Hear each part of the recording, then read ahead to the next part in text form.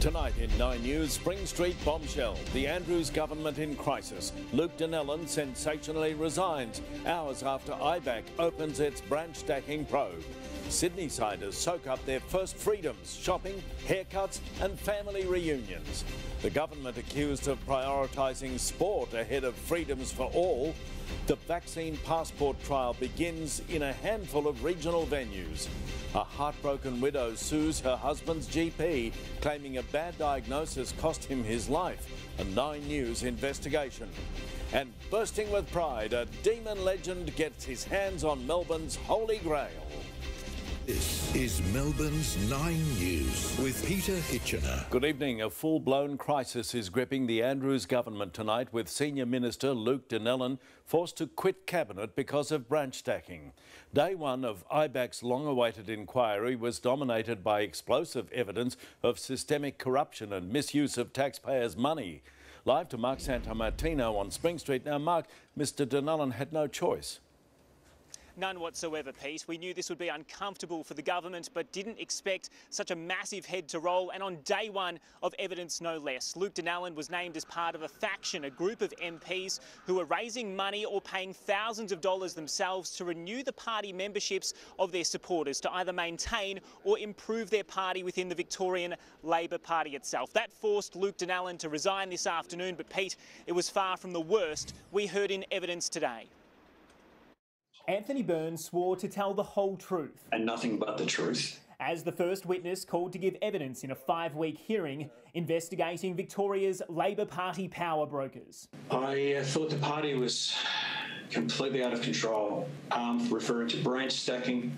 I'm referring to coercion of staff. A party that basically was being taken over by one person whose sole objective was power and power alone. That person was Adam Somyurek, who was forced out as a Labor MP last year after 60 Minutes and The Age exposed his use of taxpayer-funded staff to recruit members and control their vote. We're going to bring in all our young Labor people that we've just got. Real little slimy little f***ers, right? Real passive-aggressive gay kids, right? It's just sort of doing what they do. Somyurek was just as provocative on Twitter today, pointing out Daniel Andrews and I went into Parliament in 2002. What a coincidence. Mr Somyurek described the Red Shirts affair as a, I quote, premeditated and systematic rort and systematic corruption. Martin Foley was the only Labor minister fronting cameras at today's COVID media conference. No, that's not my experience, but nor will I be taking your invitation to go down the public commentary. They are very troubling because they go to the heart of the state government, but they're a matter that the Labor Party can sort out, not me. It's corruption Mr Byrne witnessed and played a part in since the day he was elected in 1999. It took place within your office? It did. The federal MP admitting he hired recruiters on the public purse, knowing they'd never work a day in his office at the request of Adam Somyurek. You employed him 4 months. He Yes. was paid 4 months. Yes. And he never once turned up to your office. No. Mr Byrne reserving his biggest bombshell for Luke Dinellan, naming the minister as part of the faction raising thousands or personally paying for their own supporters' Labor Party memberships, forcing Mr Dinellan to resign from cabinet. I accept that I have previously breached party rules while a minister. Let me be very clear, I never misused public funds. Luke Dinellan joining Mr Somyurek, Marlene Kairouz and Robin Scott as the fourth minister Daniel Andrews has lost to the scandal, savaged by former Premier Steve Bracks and Jenny Macklin.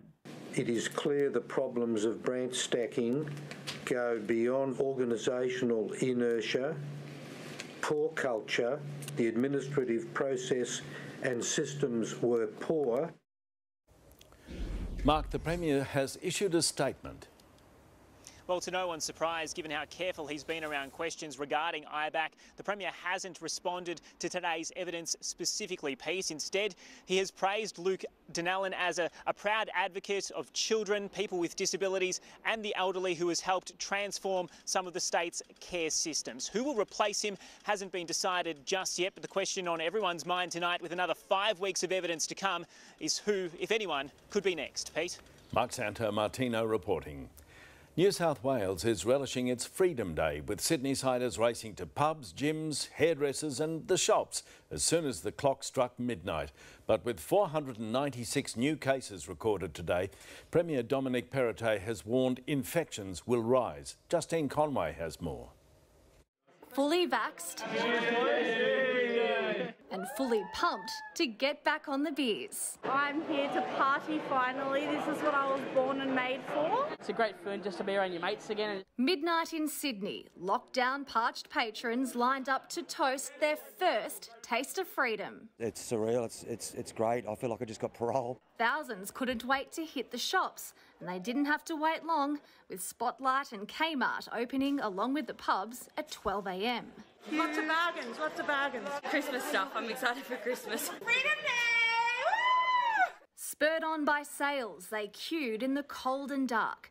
Patience a virtue as staff checked vaccination passports upon entry and limited the numbers allowed in at any one time to maintain density limits. Hello, how are you? Hi. Are you double vaccinated? I sure am. Their freedoms afforded only to the fully vaccinated. Right now, that's 73.5% of the New South Wales population. We're finally free to get out.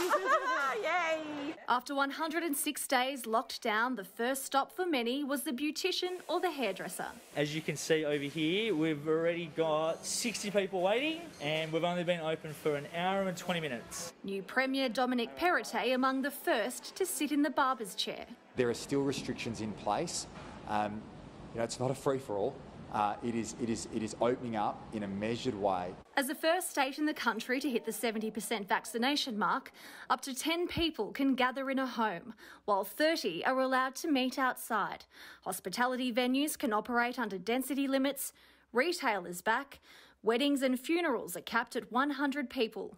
Personal beauty services are open with density limits, and gyms are allowed up to 20 in a class. I couldn't sleep last night. Couldn't wait to get up this morning. It's crazy, but it's so good to be back. The same rules apply to public swimming pools. I think we definitely take it for granted how much it helps us. But undoubtedly the sweetest freedom of all was and will be the chance to reunite with loved ones. She's grown so much. I know. So have you. As New South Wales embraces freedom, the rest of the country will watch closely. None closer than Victoria. 106 days in lockdown seems like a cakewalk compared to 252 and counting. We wish our friends in New South Wales every success in this important milestone. Justine Conway, 9 News. Parents and business owners have slammed the state government's decision to allow 10,000 punters at Flemington on Cup Day before kids are back at school full-time. As Stephanie Anderson reports, it's accused of prioritising sport over livelihoods. Haircuts and beers are back over the border, and the Health Minister has put that down as a positive for Victorians. What we've now got is a live laboratory of some of the issues that we will need to equally deal with. But the plan to take a punt as part of returning freedoms here has some at odds with the government. To prioritise sporting events over people's businesses and livelihoods, their ability to support staff that they have, I think that really pulls into question the decisions that are being made. At the same time, a fully vaccinated 10,000 strong crowd is trialled trackside for Cup Day on November 2. The roadmap says 10 people will be allowed to have a picnic in the park. Pubs and restaurants will be restricted to 50 patrons, all sitting outside. The curfew will be gone, but travel limited to 25 k's. The door will still be closed to having any family or friends to your home, and the bulk of students will still be part-time at school. To see this happening around the same time as schools are going back, and hopefully this doesn't jeopardise any of the plans around getting kids back in education. Appreciative that the government is looking at an event like the Melbourne Cup, that's important, but for goodness sake, get our kids back to school and get their parents back to work through small business and retail. Are you confident the government's got its priorities straight, that you can go to the races before you can go and visit someone, your family, at their home? Yes, I am. That is about 1/10 of the total capacity of that facility.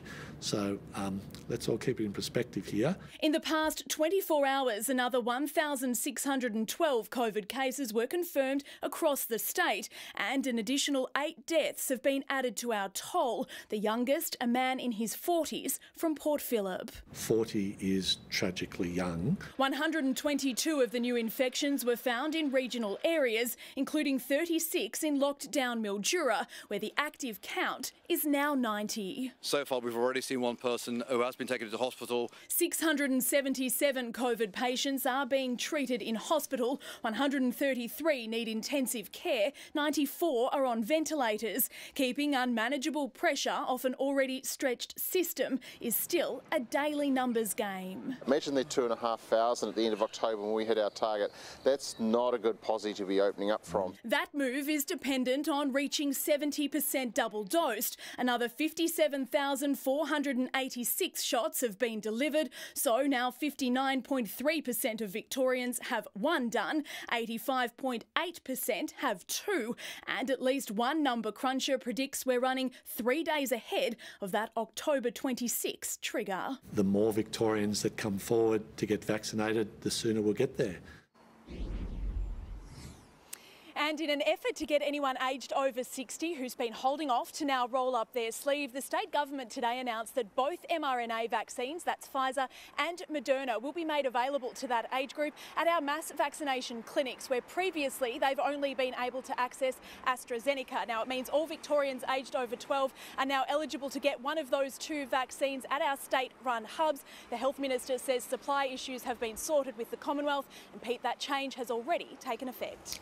Good, thank you, Steph. Steph Anderson reporting. The vaccine passport trial has begun at regional venues where double-jab Victorians can enjoy new freedoms while everyone else is shown the door. But as Adam Hegarty discovered, it's hit some early hurdles. In Victoria's vaccine era, a cheers comes with a catch cry. Double vax, Victoria! In Cowes North Pier Hotel, it's a good time to be a guinea pig. 30 allowed inside, up to 100 outside, if they can check in with their vaccine certificate. Nervous about being the first cab off the rank, but we'll be fine. Our staff have been dealing with the different changing COVID rules for the last 2 years now, so they're well versed in that sort of thing. In the land of the big V, you need the green tick, but with the system only going live today, venues are living with some teething problems. It's not working for me either. This woman had to leave. She couldn't link her Medicare to the app. I can't. What's happened? Though it's not just technical roadblocks, it's a hurdle for operators needing to be strict. This Bendigo Anglican Church only taking part in the trial if it can still have unvaccinated worshippers, albeit separate and at a smaller capacity. I want to assure people that we're only participating in this knowing that people who are not vaccinated will also be able to be catered for as well. In all, 14 venues across 6 regional LGAs will, over the course of the week, begin the vaccine check-ins. At the Churchill Island Cafe Farm and Visitor Centre, they're used to bullish residents appearing to stand guard. From Friday, they'll have genuine security guards in case the unvaccinated need to be turned away. And the managers aren't sheepish about the added enforcement. We know that we're all going to be part of this in a few weeks' time, so if we can help in any way providing some guidance to other businesses on how to roll that out, we're really happy to do it. The appetite's definitely there. This morning alone, more than 50,000 Victorians linked their vaccine certificate to the Service Victoria app. The question now is how long is it the ticket to freedom? In terms of how the public health orders are playing out now, we've got no plans to change those. The emphasis is totally on supporting the vaccinated economy plans. Let's wait and see what happens in 3 or 4 months' time. Adam Hegarty, 9 News. As we patiently wait our turn, Victorians are expected to open their wallets when lockdown lifts, triggering an economic recovery worth billions. Business reporter Chris Kohler says forecasts suggest even the CBD could be thriving again by mid-next year. It's the spending spree Victorians have been dreaming about, from the lavish... Maybe a new bag, a new Louis Vuitton. ...to the more modest. I would love someone to serve me a drink. And with the entire city likely to open our wallets as soon as lockdown ends, a multi-billion-dollar wave of spending is being forecast. Lockdowns are a big hit to the economy, but they're a temporary hit.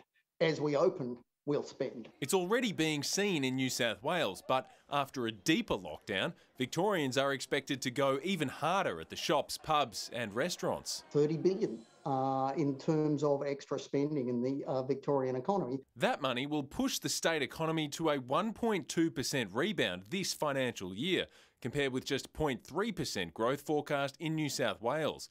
Businesses are already preparing themselves. Westpac data shows 8 out of 10 expect a quick return to growth. Confidence was boosted by Treasurer Josh Frydenberg today, reassuring Australians this lockdown should be the last. Well, let's open up safely and let's not turn back, because the rest of the world is not turning back, and neither should we. Even the crushed CBD will stage a comeback. It may never be as full as it was pre-COVID, but by June, economists say it could be at 90% full strength. The potential for bounce back's pretty good. Chris Kohler, 9 News. A top Melbourne jockey has been charged with drink driving after allegedly blowing more than 3 times the legal limit. Brett Preble was pulled over by officers in Ascot Vale in January last year. The 44-year-old was breathalyzed and taken to Moonee Ponds Police Station, where he allegedly returned a .164 blood alcohol reading. He's expected to return to court in February. Treasured demon Ron Barassi has finally got his hands on another premiership. One of the most famous demons to have pulled on the red and blue. Barassi says it's fantastic to see his beloved club successful again. Clint Stanaway with the story. Oh, you little beauty. It's an introduction 57 years in the making. Premiers. Oh. As a player, Ron Barassi helped win 6 of these for the Demons, but this premiership meant something extra special. It's great to see Melbourne successful. Well, I barracked for Melbourne. I played for Melbourne. My father played for Melbourne, and it's just fantastic thrill. 2 weeks have now passed since Melbourne broke a stubborn curse. Ron Barassi would be loving this. The 31 jumper, goal number 5 in a grand final, if you don't mind. You betcha Ron was watching, and like Melbourne supporters everywhere, Barras had a smile from ear to ear as Big Max held that cup aloft. Keep his beard, he's earned it, so that's end of story. A message too for the coach, Simon Goodwin, who's now etched his name into Melbourne folklore. Winning a premiership when you're coaching is absolutely a fantastic thing to do and the way to feel. I'm sure you're a very happy man. The Cup itself is now on a tour of duty, with players and staff given a night each to look after the precious silverware. The next step, showing it off to the Demon faithful. The club is now increasingly hopeful it'll be able to hold a premiership celebration at the MCG, potentially as soon as December, and that would be music to their ears. What do we sing? Should all the great things be forgot, keep your eye on the red and the blue. Clint Stanaway, 9 News. And Clint's here now with a look ahead to more sport. Heard that song a bit lately, haven't we? Have we ever? I don't mind it. Thanks, Pete. Tonight in sport, the Giant campaign to prize Wingard out of Hawthorn. It ain't happening. Here's Braden Ingram.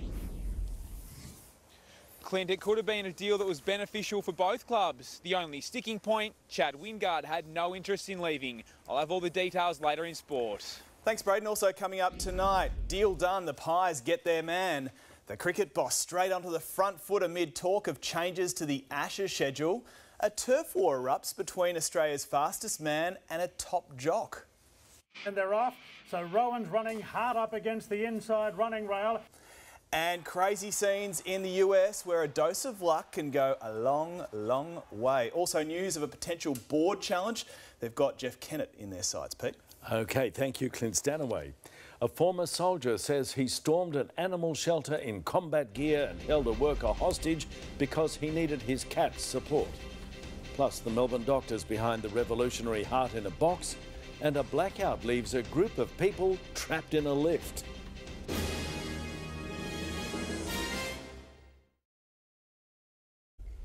A former soldier has pleaded guilty to storming an animal shelter in Melbourne's southeast while dressed in combat gear to retrieve his missing cat. Tony Whitman later returned pretending he was a customer. Court reporter Eliza Rugg. Tony Whitman was so desperate to get his cat back from the local animal shelter, the father of 3 dressed for battle, arming himself with a fake assault rifle before storming the lost dog's home at Cranbourne West. Today, the 45-year-old admitted he took things way too far. "I plead guilty, Your Honour." During the bizarre incident in January, Whitman ambushed a female worker and held her at gunpoint. He tied her up and demanded she tell him where the cats were being kept. Police say the accused stated in an aggressive manner, "If you do as I say and listen to me, I won't shoot you." Whitman fled before the ranger called for help, but returned to the shelter the next day, keeping his original appointment that he'd made to pick up his pet. Tony Whitman blamed his crimes on his PTSD from his military service and said he relied on his cat for emotional support. Today, in a plea deal with prosecutors, 16 charges against him were dropped. He'll be sentenced in the county court next year. Eliza Rugg, 9 News. 16 skydivers were killed in eastern Russia after their light plane crashed shortly after takeoff. 6 others were pulled alive from the wreckage and are listed in a very serious condition. Investigators say the left engine failed. Pulling them through a narrow gap, firefighters have rescued 5 people from a stuck elevator in Indonesia. The group became trapped when the power cut out mid-ride at a store in Jakarta. No one was injured. Melbourne doctors have kept a human heart alive outside a body for more than 7 hours, the longest time recorded in the world. As Elizabeth Moss explains, a grateful Wantirna transplant patient was among the first in Australia to benefit from incredible heart-in-a-box technology. Andrew Conway has been given a second shot at life. Last February, he went into cardiac arrest and died in his sleep, resuscitated by his daughter and wife. I went to bed and I woke up 3 days later in here. That was it. The 55-year-old now has a new heart thanks to a transplant and this technology known as hypothermic ex vivo perfusion, or heart in a box, being trialled at the Alfred. The donor heart is placed on the machine with the lid closed. A liquid is then pumped through the heart muscle, cooling it to just 8 degrees and supplying it with oxygen. Andrew's new heart was preserved for 7 hours and 18 minutes without blood supply before he received it. I thought, oh, that was pretty cool because apparently it's a world record, so I finally achieved something. Usually, the less time a heart spends between a donor and recipient, the better. The longer the ischemic time, the greater the risk of what's called primary graft failure, where the heart does not work well. For the past 50 years or so, hearts have been transported in what's essentially an ice slushy. The trial of this technology could potentially double the time a heart remains viable, meaning organs could travel across the country and allowing 15% more transplants each year. The best chance a patient has of surviving a heart transplant is if they come out of the operating room with a well-functioning heart. And that's what I think this technology offers. And it's got the tick of approval from at least one patient. Hey, I'm lucky and grateful. Like this, the whole thing's, the heart in the box is fantastic. I can't describe it. Now working on regaining his fitness, Andrew is on to the next challenge. I'm going to go for a run and stuff. I've never been able to run in my life. Elizabeth Moss, 9 News. Lavinia's along now. The weather just couldn't seem to make up its mind today, Lavinia. Exactly, Pete. Grey skies, showers and then bursts of sunshine. The only thing it was sure about is that it was cold. After an overnight low of 7 degrees, the city took almost all day to reach 14.4. Today, the Bureau released its severe weather outlook, which outlines the risk of severe storms, heat waves and bushfires from now until the end of April. Climate drivers indicate it could be quite an active tropical cyclone season, with the northern wet season expected to arrive earlier than normal. Australia gets around 11 tropical cyclones each season, of which only 4 cross the coastline, but there's the slight risk of more than that this year. And with the landscape already quite wet, that brings an increased risk of flooding for northern and eastern parts of the country, but it does mean the number of extreme heat days are likely to be lower than recent years. There'll be no extreme heat tomorrow, but it will be nice and warm, and I'll have the details later, Pete. All right, thank you, Lavinia. After 2 bumpy years of preschool and kinder, a warning for parents, experts say now's the time to get your little ones ready for prep. Police pounce on an unruly Jetstar passenger who wouldn't wear a mask. Shocking research about how many vaping liquids contain nicotine.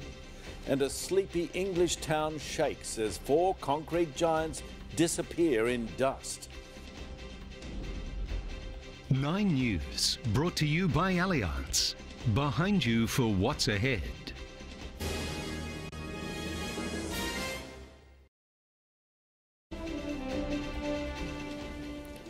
Federal police have tried to restrain an intoxicated man during a dramatic standoff on a Jetstar flight. The chaos broke out on the service from Darwin to Adelaide yesterday afternoon. The 54-year-old was charged with 2 counts of assaulting police. He's been temporarily banned from travelling with Jetstar and Qantas. Early childhood educators are encouraging parents of next year's preps to help prepare their children for school by planning outdoor play dates to build social skills. They're worried many may struggle to adjust to life post-lockdown. Justine Conway again. Like so many parents, Candice Redden has watched her sons bounce in and out of school and kindergarten with a heavy heart. Her eldest, Charlie, is in grade 1.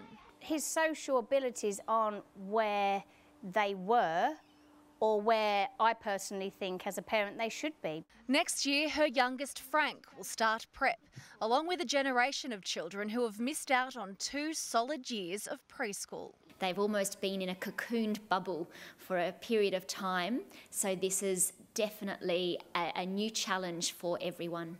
Early learning educators like Sarah Wallace are doing everything they can to help children overcome what they refer to as COVID disadvantages. Under the roadmap, preschools and kindergartens won't be open to all children until early November, but the skills this cohort is lacking are already obvious, and it all comes down to a lack of socialisation. Our children need to be able to be functioning as part of a group, turn-taking, being able just to be in a space that's different to their normal home environment. Children are social constructivists. They absolutely are wired for social connection. So we will see some effects from not having had that. Early childhood educators say the best way to help the COVID generation overcome the challenges of starting or restarting school is to have positive conversations and plan plenty of play dates and picnics in parks with friends from school and kinder. Children are incredibly resilient. They are wired for play. They are wired for learning. They are very good at pivoting. I think they will come back with renewed energy. Justine Conway, 9 News. A crucial deadline is looming for the federal government as the Prime Minister and Deputy PM negotiate a climate plan. Scott Morrison has emerged from 2 weeks quarantine at the Lodge, hoping to land a deal with the Nationals. More from Fiona Willan. Tasting freedom and fresh air. The PM must now face the burning issue of cutting carbon emissions. Addressing climate change is a challenge that we must do together. The 2 sides of the coalition government are negotiating a climate plan ahead of a global summit in Glasgow later this month. My government will come together on this issue. I know within my party room there are vastly divergent views. The Prime Minister is under international pressure to commit to net zero by 2050, as well as more ambitious goals for 2030. But some Nationals MPs fear it will cost regional jobs. No country has a credible plan to reach net zero. Neither do we. We should drop this and focus on what really matters. The Liberals insist it won't wreck the resources sector. Net zero is not zero. It's not zero emissions. Farmers are backing stronger targets but want to see the details. We believe there's a huge amount of upside in this, a huge amount of opportunity in this. This is, as Labor has said the whole way along, an opportunity to create more jobs. Barnaby Joyce has now seen the climate plan, and this week he'll talk through it with the Prime Minister. Then the Nationals will decide whether or not to back it. Well, at the end, you're going to have them all on the same page? Not a chance. Scott Morrison says tougher climate action is inevitable. It's now a question of how, not if. He just needs to work out how to convince some in his government. Fiona Willan, 9 News. The last remaining towers of a decommissioned power station have come crashing down in England. Their bases were blasted apart in one almighty boom before the structures disappeared from the Yorkshire skyline, leaving huge clouds of smoke in their wake. 4 other towers that made up the 50-year-old landmark were demolished in August. They're sold as the safer alternative to smoking, but Australian researchers have uncovered what's really in e-cigarettes. Tracy Vo tells us more than half of the liquids tested contain nasty chemicals, including ingredients for pesticides and disinfectants. They're colourful and flavoured, but what's in them is poisonous. These are the liquids vapers are breathing in, thinking they're a safer alternative to cigarettes. All of the liquids had at least one, and usually in most cases many, of the harmful chemicals. West Australian researchers tested 65 e-liquids, the most comprehensive study of e-cigarettes in the country so far. As their popularity grows and a younger generation starts to take up the dangerous trend. You can pretty much include any ingredients. There's no quality control. Some of the so-called nicotine-free e-cigarettes were found to have contained the addictive drug. Half had a chemical that's normally used in pesticides and disinfectants.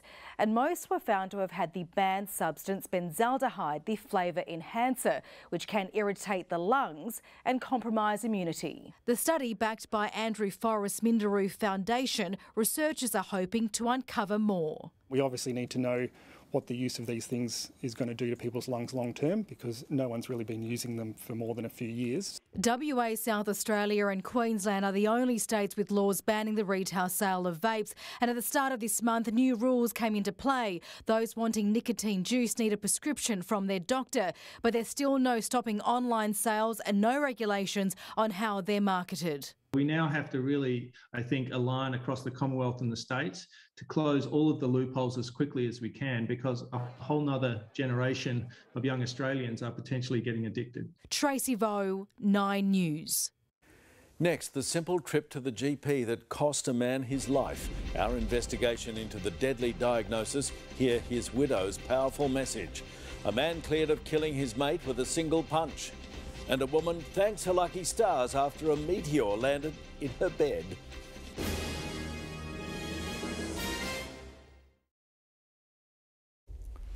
A man's been found not guilty of the manslaughter of a local sporting legend at a country golf club in northwestern Victoria. After a Supreme Court trial, Dane McLennan was today cleared of killing 56-year-old John Dury at Witchyproof in August 2019. Prosecutors had alleged Mr McLennan threw a deadly punch while the men were play fighting after a day of golf and drinking, but the jury found his actions were not unlawful.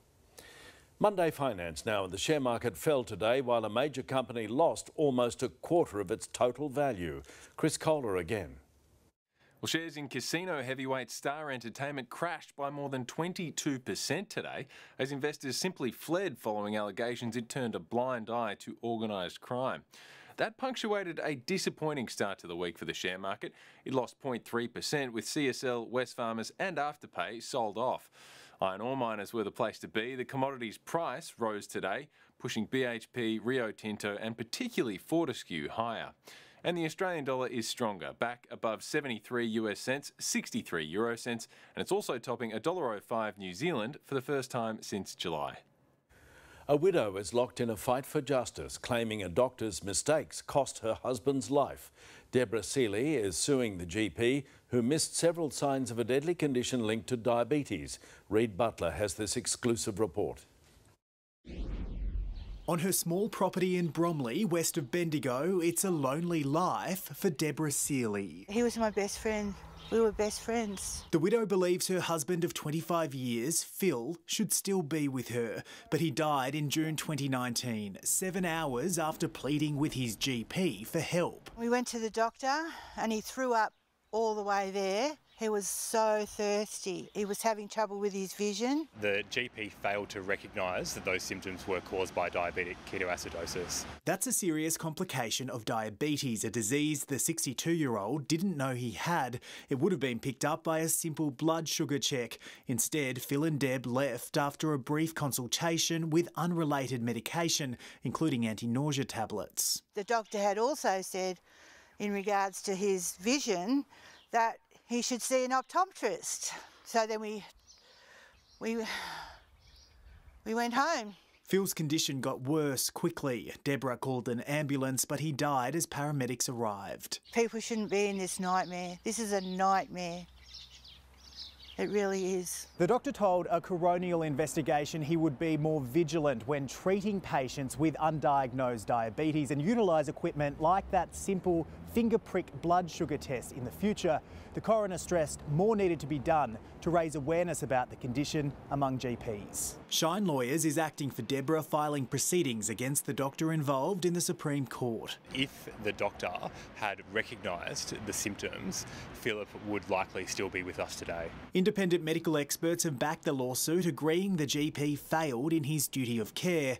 Back in Bromley, Deborah tries to keep busy. She paints and cares for her animals, but she's desperate to make sure what happened to her best friend never happens again. I don't think Phil was an exception.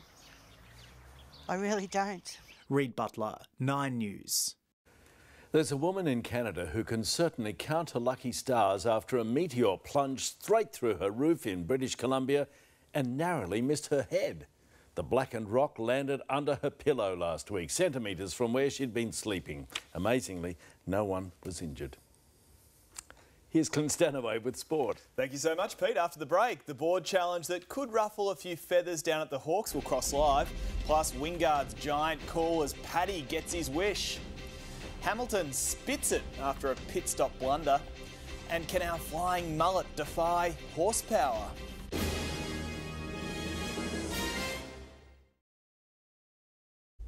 Chad Wingard is sticking with Hawthorn after the experienced forward rejected a trade offer from the Giants. Let's head live to Braden Ingram tonight at Waverley Park. Braden, you caught up with Wingard today. Yeah, Clint, and he was emphatic about his desire, wanting to remain a Hawk. Now, as news emerged that the Giants were interested in securing his services, he hit the track here at Waverley Park with around a dozen of his teammates, as well as new coach Sam Mitchell, which really was a fair indication of his intentions. The Hawks would have likely paid a fair share of his salary if a deal was agreed to in order to bring in some fresh draft picks as part of their desired rebuild. But given Wingard's contracted until the end of 2023, they had no options when he doubled down on wanting to stay, and this is what he said to 9 News a little earlier. Are you confident you'll be here at the end of the trade period? 100%. 100% here. Are you disappointed that your name has been thrown into the mix for a possible trade though, Joe? Nah, it's just all part of it. I'm happy here though. And just finally to some reports in the Age tonight suggesting that Jeff Kennett's board could be facing a challenge in the near future now. Recently retired Australian super boss Ian Silk and former Hawks player Andy Gowers are considering running with 2 spots up for election against candidates that are believed to be favourable to Kennett. So, Clint, it's a bit of a watch this space. Good stuff. Thanks, Braden Ingram.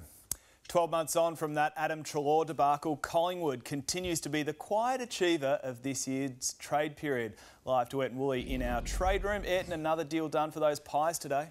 That's right, Clint. What a difference a year makes. The Pies calmly going about their work under new football boss Graham Wright, who of course moved across from Hawthorn. They today secured Pat Lipinski from the Western Bulldogs in exchange for pick 43. Lipinski certainly keen to get into that Magpies midfield after being squeezed out at the Whitten Oval. Just want to be a consistent, reliable player at Collingwood, hopefully playing a lot of midfield. So I'm just so excited to be at the Collingwood Footy Club, really excited for pre-season coming up to, you know, prove my worth and earn my spot, and hopefully next year be playing out the G in front of a massive fan base. Elsewhere, Rory Lobbs' hopes of returning to GWS appear all but over. His manager confirming tonight that those talks have broken down. The Dockers aren't prepared to pay any of his salary, and that would be required for him to squeeze in to the Giants' salary cap. Moving on to Bobby Hill, of course, he requested a trade to Essendon, but the Bombers for the moment playing it cool. They say Hill came to them. They won't be mortgaging their future to get him in the door. It could be something like a future third-round selection which gets that deal done, but the Giants at this stage want more than that for Bobby Hill. And just on the ruck situation, those dominoes set to fall in the next 48 hours as we count down to the end of the trade period. Laddams has requested a trade formally to Sydney, while Pies youngster Max Lynch, he wants to move to Hawthorn. Those teams now working on a deal there. Clint? Ayrton Woolley in our trade room. Thanks for that. Cricket Australia is intent on playing the Ashes as scheduled, with CEO Nick Hockley confident the Perth Test will go ahead. Hockley believes a deal with the WA government around quarantine is possible and that families will be allowed to enter as well.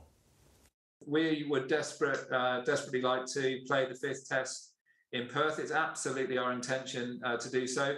Those discussions are going on right as we speak. England has named a near full-strength squad for that tour, but injured pair Ben Stokes and Jofra Archer won't make the trip. Hunting an 8th world title, Lewis Hamilton has lashed out at his team after coughing up the championship lead to rival Max Verstappen at the Turkish Grand Prix. The Brit was ordered to pit by his Mercedes engineer in the closing stages, costing him 2 positions. Man, why'd you give up that space? You should have come in, man. Got massive graining, man. I told you. I should have stayed out. My gut feeling was to stay, and I feel like that's what I should have done.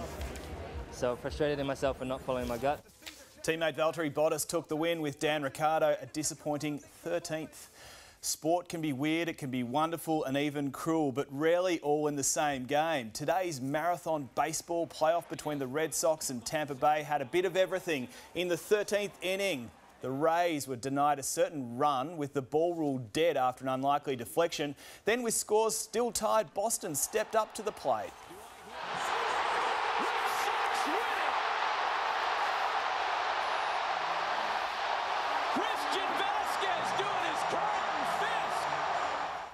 The controversial decision was ticked off, but that's cold comfort for Tampa, who now trail 2-1 in the series. Flemington officials will be watching closely as Randwick welcomes 10,000 fans for the Everest on Saturday and setting the pace ahead of Australia's richest race, Olympic star Rowan Browning, who beat home top jock Hugh Bowman. Here in the hands of Hugh Bowman's charging home, but Browning's going to do it easily. The fastest man in the country's won it, 11:46. Bowman, he will ride Lost and Running in the Everest, the race worth an eye-watering $15 million. That's Sport, Pete. I'll see you tomorrow. OK, thank you, Clint. Lavinia's back now. Will it warm up a little, do you think, tomorrow? Oh, more than a little, Pete. Victoria will be back under northerly breezes and daytime temperatures will take quite a jump. But first, we're in for a rather chilly night. A low of 6 degrees in the city, cooler around the suburbs. I'll have the full Tuesday forecast for you next.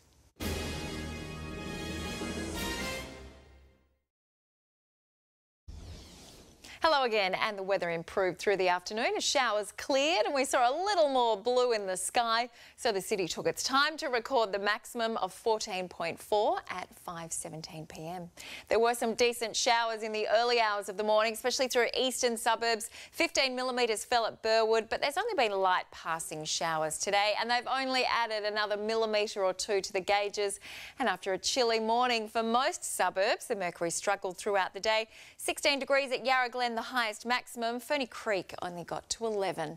Inland areas had a very chilly start to the day with widespread minimums of just 1 degree. And although much of the state stayed dry, it only climbed into the high teens along the Murray and the low to mid-teens through the south.